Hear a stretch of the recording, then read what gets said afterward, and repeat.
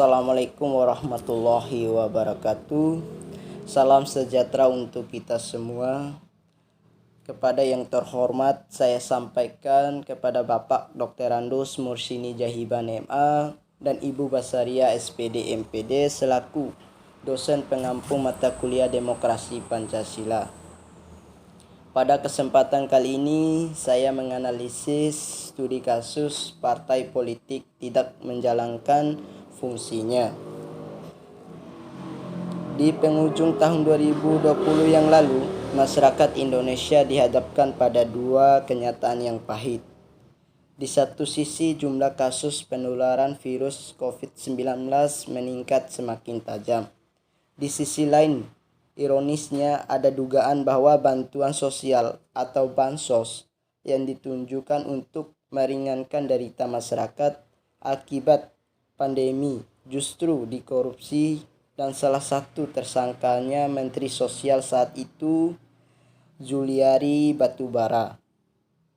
Berbagai laporan dugaan penyelewengan bansos pandemi juga telah diterima oleh aparat penegakan hukum di berbagai daerah di Indonesia. Sebelum kasus korupsi bansos COVID-19, sudah banyak korupsi bansos terjadi terutama di level pemerintahan daerah. Ini menunjukkan ada permasalahan struktural dalam pengelolaan dana yang rawan politisasi dan korupsi ini. Masalah dalam pengelolaan bansos merujuk pada peraturan yang berlaku. Bansos secara sederhana adalah pemberian uang, barang atau jasa oleh pemerintahan pusat atau daerah pada individu, keluarga, kelompok, atau masyarakat guna melindungi masyarakat dari kemungkinan terjadinya risiko sosial. Secara umum, mekanisme pengelolaan bansos dibagi dalam 3 tahap. Yang pertama yaitu penganggaraan, yang kedua pelaksanaan, dan yang ketiga pelaporan. Permasalahan dalam program bansos paling sering terjadi pada tahap penganggaraan. Dalam pelaksanaan bansos 2 dari 3 tahap umum tersebut. Dalam tahap penganggaraan, kementerian, lembaga atau Pemda menetapkan daftar pemerintahan bansos. Dalam konteks bansos COVID-19, Kementerian Sosial melakukan penetapan berdasarkan data terpadu kesejahteraan sosial atau disebut DTKS yang berisi data 40% penduduk termiskin di Indonesia. Penetapan penerimaan juga dapat dilakukan berdasarkan hasil seleksi atas usulan tertulis yang masuk dari calon penerimaan bansos. Ini umumnya berlaku di Pemda untuk bansos berbentuk barang atau jasa. Masalah pertama yang terjadi pada akurasi data acuan penetapan penerimaan bansos. Kementerian sendiri mengakui bahwa DTKS terakhir diperbarui secara masif pada 2015. Sementara Komisi Pemberantasan Korupsi atau KPK menemukan berbagai permasalahan terkait DTKS seperti data tumpang tindih, tidak lengkap, dan duplikasi jutaan data. Masalah kedua adalah bansos rentan dimanfaatkan untuk kepentingan politik. Ketidakkaruan data timbang kewenangan kepala daerah yang besar dalam penentuan penerimaan bansos mendorong kolusi terjadinya dalam pembagian bansos. Bansos dibagi berdasarkan pertimbangan politik dan elektoral ketimbang kebutuhan nyata masyarakat. Studi Woutbersos, penelitian politik asal Belanda mengenai politik klientelisme di Indonesia menunjukkan bansos dan hibah sebagai salah satu sumber daya yang rawan digunakan untuk kepentingan elektoral. Temuan ini diperkuat level temuan studi pemilihan kepala daerah Banten tahun 2011. Ketika gubernur petahana mengalokasikan bansos dan hibah ke wilayah-wilayah kantong dukungan suaranya.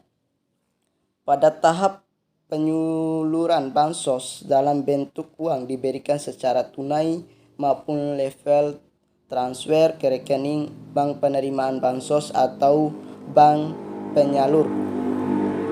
Adapun penyaluran bansos dalam bentuk barang didahului dengan proses pengadaan barang atau jasa untuk kemudian memberikan secara langsung kepada penerimaan bansos. Metode inilah yang digunakan Kementerian Sosial untuk penyuluran bantuan bahan pokok COVID-19 bernilai puluhan triliun rupiah yang kemudian bermasalah. Dengan demikian, masalah ketiga, pelaksanaan bansos dalam korupsi pengadaan. Dalam korupsi COVID-19, kantor pengadaan diduga memberikan upah-upah kepada pejabat di Kemensos atau penunjukan sebagai penyediaan paket-paket bansos pandemi. Selain itu, proses penyaluran bansos juga menyimpang masalah lain, misalnya penyaluran kepada calon penerimaan fiktif atau penyalur kepada kroni pejabat publik dengan tujuan agar dana bansos masuk ke kantong pribadi atau kelompok. Ini terjadi dalam kasus korupsi bansos di Bandung tahun 2010. Akar masalah politisasi dan korupsi bansos tidak semata-mata disebabkan oleh kelemahan prosedur. Akarnya ada pada dua hal yang saling berkaitan, yaitu pola hubungan patron-klien yang masih dominan dalam struktur masyarakat dan politik, biaya tinggi dalam sistem demokrasi Indonesia. Pola hubungan patron-klien adalah suatu karakteristik masyarakat tradisional agraris. Dalam hubungan ini, secara patron yang taraf sosial ekonominya lebih tinggi menggunakan pengaruh atau sumber dayanya untuk memberikan perlindungan atau manfaat kepada klien yang statusnya sosialnya lebih rendah dengan imbalan balik berupa dukungan personal kepada sang patron. Pola yang informal dan timbal balik ini mengakar dan tidak leyap dengan datanya era demokrasi elektoral. Ajang kompetensi demokrasi justru menjadi semacam sarana bagi hidup politik klientelistik. Patron-patron baru yaitu para politikus yang berkompetensi dalam ajaran pemilihan umum berupa untuk mendapatkan dukungan suara dari pemilih lewat pemberian menteri, baik itu berupa uang, barang maupun jasa.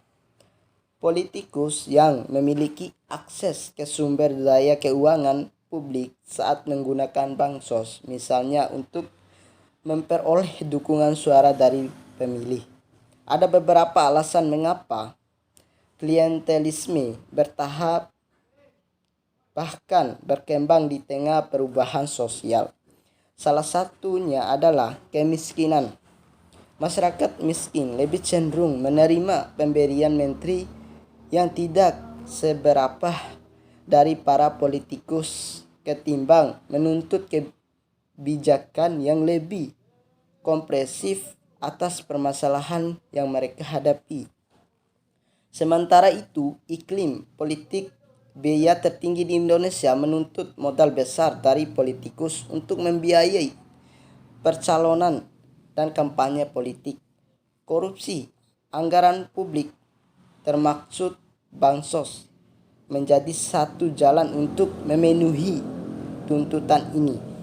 Mahalnya biaya politik di Indonesia disebabkan antara lain oleh mahar tinggi yang diminta partai politik sebagai salah satu syarat pencalonan, biaya kampanye yang tinggi karena kandidat harus menggerakkan mesin politik pribadi, dan lemahnya pelembagaan pembiayaan politik.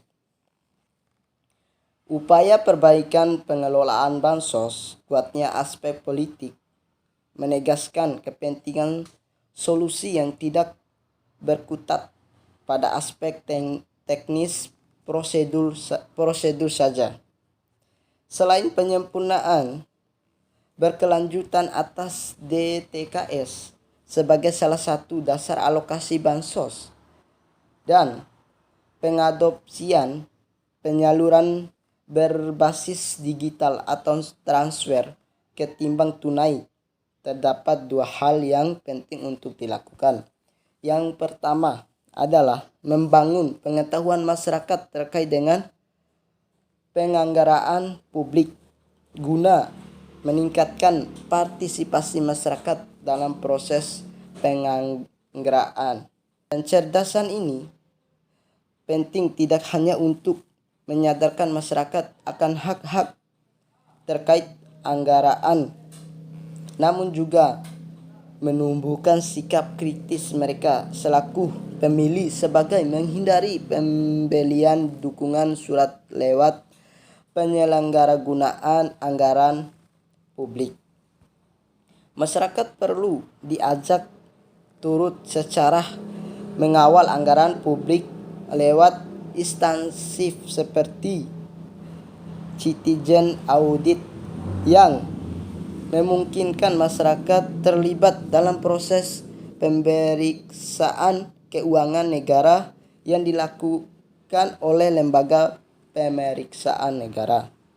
Yang kedua, perlu adanya upaya serius untuk menciptakan sistem pembiayaan politik yang efektif, transparan, dan akuntabel sehingga penyalahgunaan anggaran untuk membiayai kegiatan politik dapat diminimalisir. Studi menunjukkan bahwa pengaturan pembiayaan politik di Indonesia saat ini tidak berfungsi karena partai politik mengabaikan peraturan-peraturan tersebut dan maraknya donasi gelap dan perilaku korupsi untuk mendanai kegiatan politik. Jadi kedepannya kerangka pembiayaan politik melalui donasi masyarakat atau pembiayaan negara perlu diterapkan secara lebih efektif. Mungkin itu saja yang bisa saya sampaikan dari menganalisis terkait dengan studi kasus partai politik tidak menjalankan fungsinya. Akhir kata saya mohon undur diri. Kalau ada sumur di ladang boleh kita numpang mandi. Kalau ada umur yang panjang insya Allah kita akan bertemu lagi. Sekian dan terima kasih. Wassalamualaikum warahmatullahi wabarakatuh.